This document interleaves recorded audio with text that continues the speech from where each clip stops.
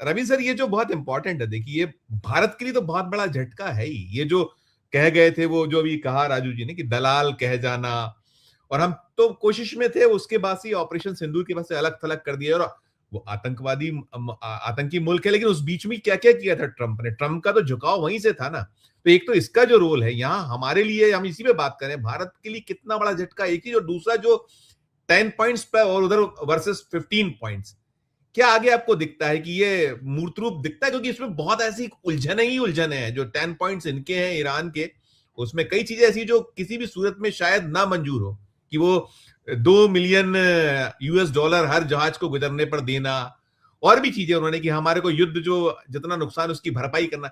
इस मोर्चे पर क्या कुछ आपकी अपनी राय क्या है दोनों तीनों चीजों? जी नमस्कार संजीव जी, देरी से आने के लिए थोड़ी माफी चाहूंगा। नहीं नहीं सर, कोई सर दिक्कत नहीं। देखिए, भारत को कोई झटका नहीं है, भारत सरकार को झटका हो सकता है, यस। भारत सरकार की नीतियों को झटका हो सकता है, क्योंकि भारत तो अल्टीमेटली जीत ही गया ना सर। आप कितना भी युद्ध कर लें, आपको अल्टीमेटली विश्व के किसी भी कोने में रहें, आना तो वापस गांधी के रास्ते पे पड़ेगा। गांधी से दूर कहाँ जाएंगे सर? तो वो तो भारत ने तो जीत हासिल कर ही ली मेरा ना। मेरा सवाल वही भारत की सरकार पे ही था, जिनको विदेश नीति, मैं समझ गया, कूटनीति जो। बिल्कुल बिल्कुल जी। आप ठीक कह रहे हैं सर। मैं बिल्कुल वही बात मैं भी बस थोड़ा सा, क्योंकि रास्ता तो आखिरी में सर गांधी को ही है, टेबल तो बिछेगी बातचीत की ही, और यही बातचीत की टेबल से उठ के इन लोगों ने युद्ध शुरू किया था, वहीं से उठ के वापस आ गए। तो इस पूरे घटनाक्रम में हुआ यही है ना कि जहां से आपने स्टार्ट किया था स्क्वायर वन घूम के वहीं आ गए, पूरे विश्व को परेशान कर दिया, सब लोगों को तकलीफ में आ गई। हासिल तो कुछ हुआ नहीं ना, हासिल आपने क्या किया? लेकिन अल्टीमेट ये बात बड़ी महत्वपूर्ण है कि जब सरकार को, भारत सरकार को जब झटका लगा, या हम लोगों को जिस पोजीशन में होना चाहिए था, हम लोग उस बस को मिस कर गए। और हिंदुस्तान की जो डिप्लोमेसी थी, मुझे लगता है ये एक आज उस बहुत निचले पायदान पर हम लोगों को खड़ी हुई दिख रही है। क्योंकि युद्ध को रोकने के लिए जिन भाषा का, जिन संदर्भों का प्रयोग किया गया, वो तो मुझे इंटरनेशनल डिप्लोमेसी में मुझे लगता है उससे खराब भाषा मैंने बस ट्रंप की सुनी होगी, उनसे ज्यादा तो हमने सुनी नहीं किसी की। जिस तरह के शब्दों का उपयोग किया गया, जिस तरह की भाषा उन्होंने बार बार दोहराई है, वो अपने आप में शर्मिंदगी करने वाली है। क्योंकि हम लोग तो वाकई इंडिया का जो स्टेटस है वो ऐसा तो नहीं था कभी भी। हम लोगों ने जब एक सबसे बड़े नाम जैसे ऑर्गेनाइजेशन को हम लोगों ने लीड किया, और विश्व में अनेक बार ऐसी घटनाएं हुई हैं जब हिंदुस्तान ने आगे बढ़कर यु- युद्ध रोके। यूएन की पीस कीपिंग फोर्स में भी हमारी नफरी बहुत ज्यादा होती है। तो हर जगह हम लोग तो है ही, हमारा तो काम, हिंदुस्तान का तो जो सम्मान था वो इसीलिए माना जाता रहा ना कि सर हम लोग शांति के पैरोकार हैं। हम लोगों ने वो रास्ता छोड़ दिया और पाकिस्तान को वो हासिल हो गया। ये तो भाई झटका तो है सर। पाकिस्तान जैसा देश, जिसकी इकोनॉमी का हम लोग जानते हैं, जिसके क्रेडेंशियल्स हम लोगों को पता है, उस देश पर दो मुल्कों ने, ईरान और पाकिस्तान, इजराइल जैसे देशों ने उस पर भरोसा कर लिया। जबकि हम लोग तो 2 दिन पहले ही जाके आए थे, इजराइल जाके आए थे, हमारे प्रधानमंत्री, हमारे संबंध उनके साथ ऐसे थे, अमेरिका के साथ बड़े अच्छे थे। उन पर भरोसा कैसे हो गया? उन पर भरोसा कर लिया, और दोनों प्रधानमंत्री जो दो हेड ऑफ द स्टेट्स दोनों हैं, राष्ट्रपति ट्रंप और पेजिस्किया, वो धन्यवाद देते नहीं थक रहे हैं शहबाज शरीफ को, आसिम मुनीर को। और आसिम मुनीर जो है वो, चलिए शहबाज शरीफ को भी दें तो समझ आती है, आसिम मुनीर क्या है भाई साहब? वो तो एक फौजी है, फील्ड मार्शल बन गए होंगे अपने देश में, लेकिन फौजियों का धन्यवाद देने का मतलब तो समझ नहीं आ रहा ना सर हमको।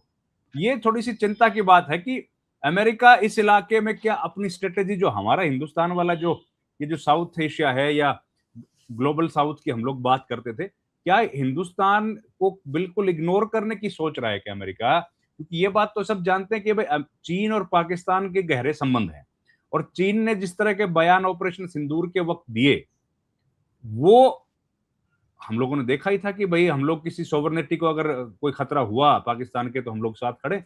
बड़ा खतरनाक बयान था वो इंडिया के हिसाब से, तो वो उन्होंने बयान दिया चीन ने। और चीन के संबंध पाकिस्तान से बहुत गहरे हैं, सब जानते हैं। लेकिन अमेरिका भी क्या अब पाकिस्तान को भारत के मुकाबले में खड़ा करने की कोशिश कर रहा है? अब ये अगर इस तरह से जियोपॉलिटिक्स बदलेगी तो सर ये चिंता की बात तो भारत के लिए है। और ऐसी स्थिति में हम लोग कहीं नहीं है। हम लोग इस इलाके के तो कम से कम एशिया में तो हमारी कुव्वत, हमारी हैसियत सबसे ज्यादा होनी चाहिए ना सर। भाई इतना बड़ा डेमोक्रेटिक सेटअप हिंदुस्तान का है, और हम लोगों की तरफ से पहले दिन, चलिए शुरू में हम लोगों ने जो भी फैसला किया, खामनेई की मौत पर, उनके असैसिनेशन पर हम लोग नहीं बोल पाए, जो भी तय किया गया था, उसके बाद तो एक दिन, एक महीने या 40 दिन का वक्त था ना जब हम लोग अपनी पॉलिसीज को वापस रीचेक कर सकते थे, वो भी नहीं हो पाया। तो अल्टीमेटली इस पूरे युद्ध के माहौल में मुझे ऐसा लग रहा है कि भारत सरकार सबसे ज्यादा नुकसान में है। हम लोगों को जो मिलना चाहिए था वो हमको नहीं हासिल हुआ। अब ये स्ट्रेट ऑफ हॉर्मुज से अगर वहां पर वो टैक्स वैक्स लग गया, अब वो लग गया क्या, उसमें तो सबका फायदा ही फायदा है सर। भाई उसमें तो ट्रम्प तो उन्होंने कह कह रहे दिया हैं कि कि ओमान ओमान और हम बांटेंगे, ओमान और हम बांटेंगे, ये भी कहा नहीं, उसने। ट्रम्प कह रहा हम भी बांट लें, क्या दिक्कत आ रही है? हम भी बांट लें, वो भी तैयार है। तो वो तो दिक्कत क्या है सर? वो ट्रम्प कह रहा हम भी बांट लेंगे। जी जी। लेकिन सर देखिए, हमारे को ये तो बात सही हो गई। अब देखिए, इतने साल सैंक्शंस झेलने वाला मुल्क 79 से सैंक्शंस झेल रहा है, झेल रहा जब से है। रिवॉल्यूशन आई है। उस देश में इतनी ताकत कैसे आ गई सर? ये देखिए, हम लोगों को और जर्नलिस्ट को भी, और हिंदुस्तान को तो एक आम आवाम का तो है ही है, लेकिन हम लोगों को भी भाई साहब आत्म अवलोकन करने की जरूरत है। हम लोग कितने अनभिज्ञ हैं। हम लोग अपने पड़ोसी, सर यहाँ दिल्ली में बैठा हूं, दिल्ली से तेहरान की दूरी 2500 किलोमीटर है। दुबई से और पहले पहुंचते हैं, दुबई से पहले फ्लाइट पहुंचता है, दुबई से पहले पहुंचता है। सर, और वो तो दिल्ली की है। हिंदुस्तान की दूरी तो मेरे ख्याल से दोनों के बीच में 1000-1200 किलोमीटर का ही फर्क होगा, दोनों बाउंड्रीज के बीच में। और दिल्ली से चेन्नई जाऊंगा तो ज्यादा वक्त लगेगा मुझे। जी। तो हम उन कंट्रीज के बारे में कितना कम जानते हैं, या फिर वो कंट्रीज अपने बारे में दुनिया को बता पाने में कितने असफल हुए। बस हम लोग दोनों। उनके बारे में नहीं जानते, उनकी सॉफ्ट पावर को नहीं जानते, उनकी रेजिलियंस को नहीं जानते। उसके लिए उनको युद्ध करना पड़ा सर। और 1-1 करोड़, 2-2 करोड़ लोग रजिस्टर कर रहे हैं कि हम लोग शहादत के लिए तैयार बैठे हैं। 9 करोड़ की पॉपुलेशन है। इस मुल्क का जज्बा, फिर साइंस देखिए सर। मैं तो इतनी बातें अभी ईरान की सीखी हैं संजीव जी, हालांकि अब आज वो समय नहीं है हमारा बात करने का, लेकिन इतनी चीजें सीखी हैं कि भारत को तो बहुत ज्यादा सीखने की जरूरत है जरूरत है। ठीक सर। बात। महिलाओं का शिक्षा, हम लोगों के जहन में 90% लोगों का क्या है कि भाई ईरान है तो महिलाओं के लिए तो बड़ी तकलीफ होगी वहां पर। भाई साहब इस्लामिक वहां पर इस्लामिक इस्लामिक स्टेट है, और वहां तो सिर्फ और सिर्फ ये क्योंकि बुरे हाल, बदतर हाँ हाल, और बुरा, सिर्फ क्योंकि हालत हम लोग और। तो सर बुरखे से आगे जा ही नहीं पाए ना। अब जी हैरान, पूरा विश्व हैरान तब हो जाएगा जब उनको ये पता लगेगा कि अमेरिका के जहाजों को गिराने वाली महिलाएं थी। जी। वो जो तकनीक बनाई थी वो महिलाओं ने बनाई थी। और साइंस की फील्ड में महिलाएं इतनी आगे हैं कि पुरुषों को बराबर का अधिकार देने के लिए वहां पर यूनिवर्सिटीज में सीट रिजर्व करनी पड़ती हैं। इतनी महिलाएं पढ़ती हैं। अब ये सर हमने तो बंद कर लिया ना दरवाजा, क्योंकि प्रोपेगेंडा के शिकार हो गए। और यही तो आत्मनिर्भरता है ना सर। वो ठीक है, और लेकिन इसका मतलब ये नहीं कि सब ठीक हो वहां पर। महिलाओं को बुर्का और ये सब तो है ही। मेरा वो थोड़ा थोड़ा महिलाएं ज्यादा खुश हो है रहा है, कि अपन नहीं है? अपन इस पे अलग चर्चा करेंगे, मुझे लगता है। आप करिए करिए, हाँ, संचित अपन जोड़ थोड़ा के दिशा अपन बदल थोड़ा गए। अच्छा है। दिशा दिशा जी। भटक गए, लेकिन चलिए, मेरा मुख्य बात यही थी कहने की सर। मैं यही बात कहना चाह रहा था कि भारत के लिए थोड़ा सा ये तकलीफ का समय है, लेकिन ये जो जिसने भी ये युद्ध रोका है, युद्ध रोकने वालों को तो देखिए सर धन्यवाद है ही, जिसने भी जी रोका। अगर चीन के सहमति से रुका है तो चीन ने किया होगा, पाकिस्तान ने किया होगा। और वैसे तो देखिए एग्जॉस्ट दोनों कंट्रीज भी हो गए होंगे, उनकी स्थिति भी कोई बहुत अच्छी नहीं होगी इतने समय के बाद। लेकिन जो मिडिल ईस्ट का संकट है ना सर, वो एक जी। नया संकट यहां से पैदा हो रहा है। कि दुबई जो एक बड़ा सेफ एरिया माना जाता था, सऊदी अरब में उन्होंने एक नियोम नाम का शहर बनाया था, ये दुबई की तर्ज पर, अब उन इलाकों के लिए बड़ा संकट खड़ा हो गया। और ईरान इस इलाके में एक बहुत ताकतवर मुल्क के तौर पर देखा जाएगा। अब ईरान को इग्नोर करना और उनके ऊपर ये सैंक्शंस लगेंगे कि नहीं लगेंगे, इनको भी मुझे लगता है अमेरिका और दूसरे मुल्कों को रिविजिट करने की जरूरत पड़ेगी। जी सर। राइट राइट सर, मैं इकबाल जी बहुत इंतजार करना पड़ा, क्षमा चाहूंगा, लेकिन वो सिलसिला ऐसा था कि उसको नहीं तोड़ नहीं कोई सकता था बीच में। मैं तो दो तीन चीजें देखिए, एक तो जो हम वही जो भारतीय हमारी कूटनीति है, विदेश नीति है, एक्सपोज फिर है, हम लगातार इस पे बात ही बात कर रहे थे। और उधर जब हम बात करते हैं, देखिए पैसे चाहते थे, अभी कहा राजू जी ने कि बहुत सफाई से उन्होंने अपने आप को पाकिस्तान वो आगे करके और निकल गए। हालांकि भी बहुत कुछ बचा है अभी, तो वो जब टेबल पे शुक्रवार को पहुंचेंगे तो उस टेबल पे क्या कुछ होगा, जो मैंने कहा कि बहुत कॉम्प्लिकेटेड है वो शर्तें जो हैं, ईरान की शर्तें भी और अमेरिका की खुद की भी अपनी है। और उसमें यह भी निकला कि मिस्र और टर्की का बड़ा अहम रोल रहा है पाकिस्तान के साथ साथ, उन लोगों ने भी बड़ी अहम भूमिका इसमें अदा की है। तो जो जो पूरा का पूरा सीन है, इसको कैसे आप, जो चीजें निकल गई हैं, हो गई हैं बात में, इधर क्या चीजें देख रहे हैं आप, क्या कहिएगा कि हमने कहाँ कहाँ चूक की और आगे जो दिक्कतें हमारी तो हैं ही, हम तो नहीं हो रही है। धन्यवाद संजीव जी। पहले उस पर राजीव भाई और रवि जी भी बहुत सीनियर लोग हैं, मैं उनकी बातें सुन रहा था। देखिए, ये 12 घंटे सीज फायर को लेकर के बात हो गई है, लेकिन अभी भी ईरान के सीरी डीप हो गए, लावा रिफाइनरीज हो गए और अलग अलग ठिकानों पर हमले हो रहे हैं। वहीं सऊदी ऑयल पाइपलाइन पे भी ईरान द्वारा जो हम ड्रोन हमला किया, उसमें बड़ी नुकसान की खबर आ रही है। तो इन सभी चीजों को लेकर के लगातार हम ये मान रहे हैं कि सीज फायर के बाद भी जो है मामला थोड़ा थोड़ा चल ही रहा है। लेकिन इस बीच के अंदर जो पीट हेगसेट है, उनका जो बयान अभी आया है वो बहुत चौंकाने वाला है। वो उनका कहना है कि ईरान जो है वो उसके कहने पर जो है सीज फायर किया गया है। तो एक चीज हम समझिए कि डोनाल्ड ट्रंप और पीट हेगसेट जिस तरह से उनका जो किरदार है या जो उनका दुनिया ने उनको समझा है, पता नहीं वो 15 दिन कैसे निकालेंगे। वो अपनी जबान से कब पलट जाए, कब क्या बयान दे दे, दुनिया समझ नहीं पाएगी। और दुनिया इन सारी चीजों को जो लेकर हम बहुत जेडी तरीके जेडी बैंस को हम जेडी बैंस को सुन रहे थे, वो तो उसी अंदाज में रहती है कि धोखा दिया, ये किया तो हम फिर उसमें छोड़ेंगे नहीं। वो अभी उनकी वो रस्सी जल गई, ऐठ नहीं गई, ऐठन नहीं गई, वो चल रहा है वो सिलसिला।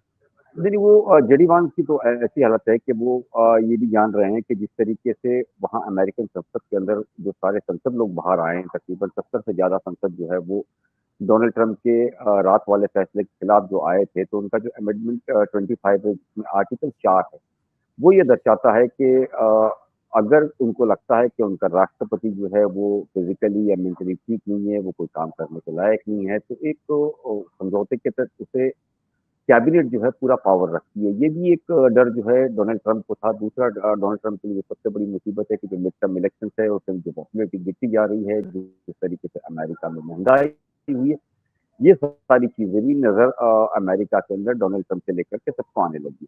लेकिन इस मामले के अंदर एक चीज आप समझिए कि 12 घंटे के अंदर जिस तरीके से ये कहा गया था कि ये सीज फायर है, लेकिन नेतन्याहू ने साफ कर दिया कि लेबनान को लेकर वो सीज फायर नहीं मानते और उसी को लेकर के लगातार वो हमले शुरू है। तो लेबनान जो है वो एक तरीके से सहयोगी है ईरान का, हूतीज है, हिजबुल्ला है, हमास है। अगर इससे भी अटैक अगर शुरू रहेंगे तो ये सीज फायर बहुत ज्यादा मुझे नजर नहीं आता। ये बात जरूरी है कि इसके अंदर पाकिस्तान का कद बड़ा है, लेकिन अगर हम पूरे मामले को समझे, जिस तरीके से कल अमेरिका के अंदर डोनाल्ड ट्रंप ने कहा था कि वो ईरान की सभ्यता खत्म कर देंगे, ईरान को नाबूद कर देंगे, एक तरीके से वो ये कहना चाह रहे थे कि उसको नक्शे से ही मिटा दिया जाएगा, लेकिन वो भी सेफ एग्जिट चाह रहे थे। कल की आप पूरी चीजें समझिए कि जिस तरीके से यूएन के अंदर बहरीन ने एक प्रस्ताव लाया था और ये कहा था कि स्टेट ऑफ हॉर्मुज जो है वो फोर्सफुली खुलाया जाए, लेकिन उसको माना नहीं गया। उसके बाद में फिर ड्राफ्ट चेंज किया गया, फोर्स जब हटाया गया, जब फ्रांस ने उसके ऊपर ऑब्जेक्शन दिया, लेकिन आखिर हमने देखा कि चाइना और रशिया ने उस पूरे प्रस्ताव के ऊपर वीटो कर दिया। वीटो करने का साफ मतलब था कि एक तरीके से वो खुल करके ईरान के फेवर में आ गए। देखिए, दुनिया के अंदर ये भी चर्चा हो रही है कि चाइना के अंदर जिस तरीके से दिनेश जी ने भी कहा कि उसने मध्यस्थता की और ये मैसेज भेजा है कि अगर आप जो सोच रहे हो, अमेरिका को कहा कि अगर हमला कर दोगे, करोड़ों लोगों को मार दोगे, तो उसका उलट जवाब कुछ ही घंटों में आपके पास आना शुरू हो जाएगा, जिसके अंदर चाइना की तरफ से है, रशिया की तरफ से है या नॉर्थ कोरिया की तरफ से है। तो डोनाल्ड ट्रंप इतना बड़ा रिस्क नहीं ले सकते थे। वो जानते थे कि शुरुआत में जब वो अंदर आए थे तो एक रिजीम चेंज के नाम पर आए थे। उनको था कि शायद 3 दिन की जंग जो है उसके बाद या 4 दिन के अंदर वो खत्म हो जाएंगे। बाद में 3 हफ्ता हुआ, 6 हफ्ते हो गए, लेकिन ये जंग बेकाबू होती जा रही है। और ईरान ने साफ कर दिया था कल कि उसके बाद अभी भी 15,000 मिसाइल बची हुई है, 45,000 ड्रोन बचे हुए, और अमेरिका की सैन्य शक्ति जो है वो धीरे धीरे खत्म होती जा रही है। दुनिया भले कुछ भी बोले, लेकिन मैं बोलता हूँ कि अमेरिका भले इस जंग से पीछे हटने की कोशिश करेगा, लेकिन इसराइल जो है वो अभी भी अपनी सैन्य ताकत बढ़ाएगा और मिडल ईस्ट के अंदर वो इस तरह के हमले जारी रखेगा, क्योंकि इसराइल का जो सपना है वो किसी तरीके से अभी भी ग्रेटर इसराइल का है। उसके झंडे के अंदर जो 2 लाइनें हैं वो उसे पूरा करने के कोई भी कीमत और किसी भी हद तक जा सकता है। इसी को लेकर के बिल्कुल लगातार बिल्कुल वो बिल्कुल। लेबनान पे हमले जारी रखा है उन सारी चीजों को लेकर। और अगर भारत की बात करें तो देखिए कल रात को अचानक जब हालत खराब होती है, तो मुझे लगता है कि एक ट्वीट आता है शहबाज शरीफ का कि हम चाहते हैं कि अमेरिका कुछ दिन की मोहलत बढ़ा दे, जिसको तुरंत अमेरिकन प्रेसिडेंट ने कहा कि अगर ईरान हमारी शर्तों को मानता है, तो ये मुझे ऐसा लगता है कि वो नहीं चाह रहे थे कि जो रास्ता उन्हें मिला है उससे बाहर निकले। देखिए ये भी कहा जाता है कि जो प्राइम मिनिस्टर शहबाज शरीफ ने जो ट्वीट किया, वो ड्राफ्ट भी अमेरिका से बना करके भेजा था। अब वो खैर है, चलिए वो किसी ने भी इज़राइल भेजा ने हो, किया है, लेकिन अमेरिका ने किया है, वो ऐसा भी है, ऐसा भी है। वो किसने किया एग्जिट का एक सेफ रास्ता हर कोई ढूंढ रहा था और वो रास्ता वो मिस नहीं करते। लेकिन हमारी जो गलतियां हो गई शुरुआत से लेकर के अब तक, जो रवीश जी ने भी बताया कि हमने जब जब हमला हुआ उसकी सुप्रीम लीडरशिप पे, उसके सुप्रीम लीडर्स पर जो मारे गए, उसके बाद लगातार बच्चों पे हमला हुआ, नेबरशिप जो हमारी यहाँ आई थी उसके अंदर अमेरिका ने हमला किया जिसके अंदर लोग मारे गए। तो ऐसे अनगिनत चीजें होती गई, लेकिन हम खामोश रहे इन सारी चीजों को लेकर के। अब जो है मुझे लगता है कि स्टेट ऑफ हॉर्मोज भले ही खुल जाए, लेकिन वो जो एक दरार रिश्तों की आई है उसकी थोड़ी सी कीमत हमें चुकानी पड़ेगी। हालांकि इस पूरे मामले के अंदर हमारे प्रधानमंत्री ने बातचीत जरूर करके ऑयल और गैस का जब मामला आया था तो बातचीत की है, लेकिन इस जंग के बाद अब थोड़ा सा एक असर नजर आएगा, क्योंकि हमारे जो रिश्ते हैं वो मिडिल ईस्ट से ज्यादा है, क्योंकि हम ये चाहते हैं कि हमारा 85% तेल जो है वो इंपोर्ट होता है, तो हम रिश्ते ना बिगाड़े। डिफेंस पार्टनर हमारा इसराइल है, हम उनसे रिश्ते ना बिगाड़े। तो इन सारी ही चीजों को लेकर के जो ताकतवर हम समझ रहे थे जो हमारी आंखों के सामने, उसके साथ हम खड़े थे। लेकिन मामला जो है धीरे धीरे इसलिए उलट गया कि ईरान ने जिस तरीके से अमेरिका को जवाब दिया, और उस जवाब के बाद जैसे अमेरिका फर्स्ट हुआ है। अमेरिका फर्स्ट होने का मतलब है कि इसराइल भी फिलहाल जो है उसकी कैपेसिटी फिलहाल के लिए तो कम हुई है, लेकिन हमारे लिए थोड़ी परेशानी आगे आने वाले दिनों में डिप्लोमेसी को लेकर के बढ़ सकती है, क्योंकि हमारे दूसरे बिल्कुल। और भी जो सहयोगी मतलब जो पड़ोसी है उनसे रिश्ते पिछले दिनों खराब हुए हैं, और वहाँ चाइना जो है वो अपने अपर हैंड पे है। तो जी। बाजी। बिल्कुल। पर ये जो है ना सर, ये बड़े परेशान करने वाली बात है कि हम लोग जानते हैं कि अमेरिका का सेना अध्यक्ष कौन है। हम लोग तो नहीं जानते। हम लोग जानते हैं ईरान का कौन है, इजराइल का कौन है, क्योंकि सारे राष्ट्र अध्यक्ष बात कर रहे हैं ना। लेकिन हम लोग क्या लेजिटिमाइज कर रहे हैं आसिम मुनीर जैसे व्यक्ति को। और यस।